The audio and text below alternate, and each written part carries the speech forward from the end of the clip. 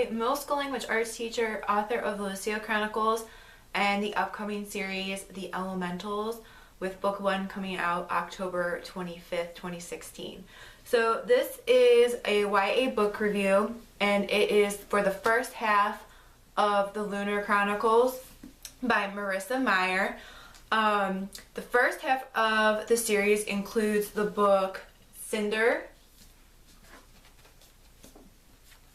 Scarlet, and Cress. The next books in the series are books 3 and a half, which is Fairest, the 4th book Winter, and then the 4th and a half book Stars Above. So far, I'm going to try and keep this brief since I'm doing 3 books at once, but this is Cinder, and I gave Cinder 3 stars when I read it. I had a hard time reading this particular book. The concept is each story is based on a fairy tale. Cinder is based on Cinderella, and in this case Cinderella, or Cinder because she doesn't go by Cinderella, she just goes by Cinder. She is a cyborg, and she's a mechanic. So this is the story of Cinder finding out that her life isn't exactly what she thought. Her life starts to change when Prince Kai of New Beijing, this is a futuristic setting where the world has had a 4th World War, and now we're divided into like 6 countries.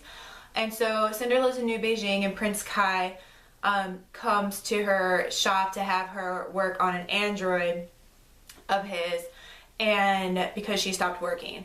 And soon she finds herself entangled a little bit with Prince Kai. She starts work with someone named Dr. Erland, and they're trying to prevent a plague-like outbreak that's happening to the citizens of Earth. And they're trying to look for a cure. And when Cinder kind of irritates her stepmother, because there is an evil stepmother and there's one evil stepsister, although she doesn't really do much, she's just kind of a brat. And then there is her sister, her other sister, who she actually has like a good relationship with, but she ticks off her stepmother, and so they are using a cyborg draft to test for vaccines for the plague, and her mother volunteers her to go.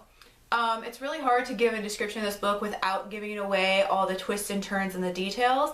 I had a hard time with this book because there was a lot of dialogue, and it seemed really dialogue driven as opposed to narrative driven. And sometimes I found myself kind of bored with it, and I don't know if that's just because Cinderella is like a story that's done all the time, and so you're super familiar with it, or what exactly. Another important element to the story is that the moon has inhabitants, and they are called lunars. And Queen Leavana, who wants to marry Prince Kai because she wants to control Earth, she is very, very evil, and the lunars have glamours that control the bioelectricity or can manipulate the bioelectricity around others, and therefore they can like bend you to their will, and they can make people like torture themselves, and they can have glamour so that you can't see what they really look like and make themselves really beautiful. So that's an important element to the story as well. It's kind of not touched on a whole lot because this story mostly focuses on Cinder. So Cinder got 3 stars for me, and I'm glad that I continued with the series because I heard that each of the books got better, and I actually think, in my opinion, as a writer, if I was studying this as a craft, I would say that the writing style actually changed a little bit. Not so much the characters' voices, but the actual like storytelling itself changed and became stronger. So that leads me to book 2, which is Scarlet, which so far this is my favorite book of the series, and Scarlet is based off of Little Red Riding Hood, and the wolf is based off of the wolf is a character. I'm trying not to give it away who he is exactly, but let's just say he's a human with wolf-like tendencies and kind of just leave it at that. And this is the story of Scarlet Benoit, and this one takes place more in France, whereas Cinder took place in New Beijing.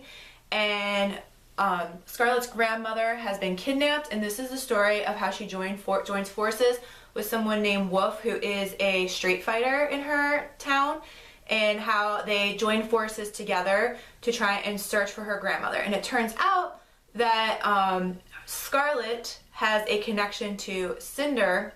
And so there are pieces of Cinder's story. So some of the story is Scarlet and Wolf, and some of the story is Cinder and Kai and just Cinder. And it continues Cinder's journey. So again, trying to avoid spoilers, but Scarlet I gave 5 stars, and I very much liked it, and I totally ship Scarlet and Wolf in this story.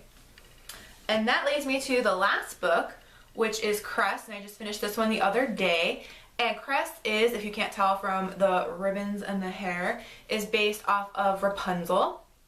And in this, we are also introduced to, well actually we were introduced to him in Scarlet. His name is Captain Thorn, and he becomes one of Cinder's allies. And so we get more of Captain Thorn in this story, and we learn more about Cress, who isn't kept prisoner in a tower, but she is kept prisoner in a satellite, and she in the sky, in space, and she is Queen Leavana's programmer. And so this is about her, and this book I also gave 5 stars. So the stories alternate between Scarlet, because in the actual Scarlet, and then in this book here, they kind of part ways for a little bit, but I'm trying not to tell you why they part ways. So it's very hard to do book reviews without spoilers, in my opinion. So it has Scarlet's story, and then we have Cinder's storyline and Cress's, and there are some overlap, and then everyone kind of parts ways voluntarily or involuntarily, depending on who it is, and then they kind of come together. And in this story, Cinder's really focusing more on getting Prince Kai to understand just what Queen Leavana is trying to do, and the search for Princess Saline still continues in this book. And if you don't know who that is, it's mentioned in Cinder that she is a missing princess of the Lunar Crown who they think can overthrow Queen Leavana, but supposedly she is dead. I'll just leave that at that.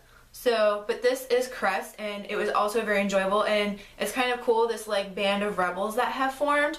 And book 2 and 3 are just written really, really well. As you can see, they're also much longer than Cinder. They're like almost 500 pages long. There's some bonus content in my edition, some Q&As with Marissa Meyer, the next few pages, or the next couple chapters of the next book or whatever. And I'm kind of dying because I'm cheap, and I ordered my books from Book Depository, which means they ship from the UK. So instead of having them right away and paying more money so I can finish the series, I'm reading other books in the meanwhile while I wait for Fairest, Winter, and Stars Above to show up on my doorstep. But so far, I am enjoying this series, so I probably give it 4.5 stars so far, only because this book I gave 3 stars to, and it was kind of borderline 2.5.